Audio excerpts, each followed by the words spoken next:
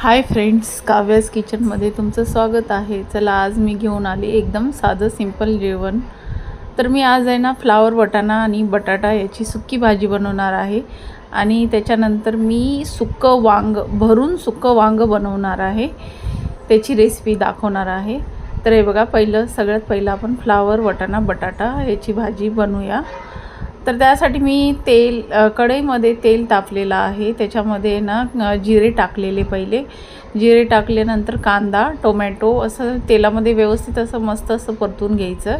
त्यानंतर त्याच्यामध्ये मीठ, घरचा मसाला, हळद, गरम मसाला हे सगळं टाकून व्यवस्थित परतून घ्यायचं आणि त्यामध्ये आपण इथं फ्लावर बटाटा कापलेला आहे ना तो पण त्यामध्ये टाकायचा आहे, वाटाणा पण टाकून घ्यायचा आहे त्याच्यामध्ये आणि मस्त असं परतून घ्यायचं आहे आणि त्याला वाफेवरती ठेवून द्यायचं आहे। तर याला एक 10 मिनटं वाफेवर ठेवायचं आहे। तर बघा, इथं मस्त असं वाफ आलेली आहे ह्याला आणि ह्याला थोडं अजून शिजवून द्यायचं आहे। अजून हे बरोबर नाही शिजले, अजून थोडंसं शिजून देऊया आपण त्याला।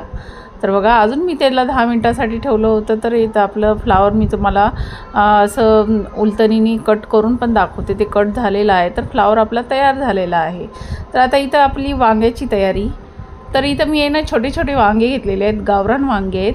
त्यासाठी आहे ना मी असं मधून कट करून घेतलेले वांगे आहेत। याच्यामध्ये एक शेंगदाण्याचं कूट आणि इथं मी हिरवा मसाला वाटलेला आहे।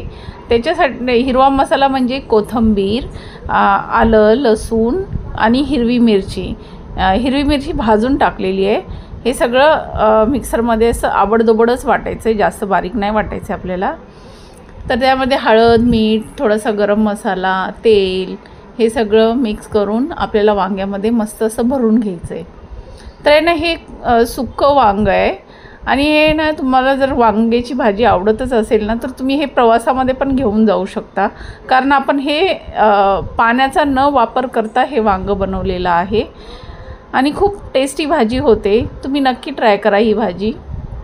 तर हे बघा, मी आता कढईमध्ये तेल टाकलेलं आहे आणि त्याच्यामध्ये जिरे टाकते आणि त्या ना आमच्या इकडे ना मध्येच लाईट गेलेली, त्याच्यामुळे ना थोडासा व्हिडिओ थोडासा असं अंधार येतो व्हिडिओमध्ये। तर तरी पण मी तुम्हाला दाखवते। तर त्याच्यामध्ये कढीपत्त्याची आणि जिऱ्याची फोडणी मारायचे आणि आपले हे भरलेले वांगे आहेत ना ते टाकायचे आहेत आणि साधी सिंपल आणि खूप टेस्टी अशी रेसिपी आहे, तुम्ही नक्की ट्राय करा। खूपच मस्त झालेली, खूपच टेस्टी। आणि मी ह्याच्यासोबत डाळ, भात, पापड, लोणचं हे सगळं बनवलेलं आहे, ते मी तुम्हाला ताट पण सर्व करून दाखवणार आहे। आता याला ना 10 मिनटं आपण वाफेवर ठेवून देऊया, चांगलं तेलामध्ये परतून। पाण्याचा आपल्याला ह्याला बिलकुल वापर नाही करायचा आहे, मस्त असं परतून घ्यायचं आहे वांग आपल्याला तेलामध्ये। स्लो गॅसवरतीच हे वांग असं तेलावरतीच फ्राय करून घ्यायचं आहे। बघा, पाहू शकता याचा मसालासुद्धा बाहेर नाही निघाला आहे, एवढं छान झालेलं हे वांग। तर आपण अजून थोडा वेळ याला शिजून देऊया।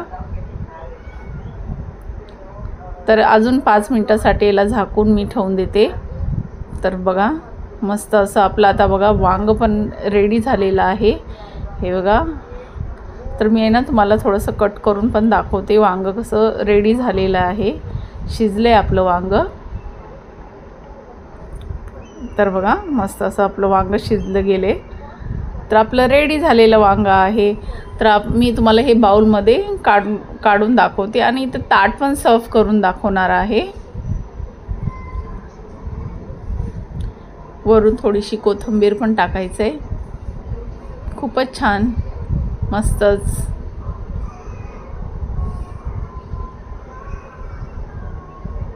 मस्तच झालेलं आहे इथं वांग आपलं। तर आता चला, इथं फ्लावर, डाळ, भात, वांग्याची भाजी, चपाती, पापड, लोणचं, आज एवढं सगळं बनवलेलं आहे। या तुम्ही पण खायला नक्की। आणि माझ्या रेसिपी तुम्हाला आवडत असेल तर लाईक, शेअर, सबस्क्राईब करायला विसरू नका। प्लीज लाईक करा माझ्या रेसिपीला आणि सबस्क्राईब पण करा। हे बघा, ताट तयार आहे। आज घरामध्ये हा सगळा मेनू बनवलेला आहे, तर या तुम्ही पण नक्की खायला। चला तर मग, बाय।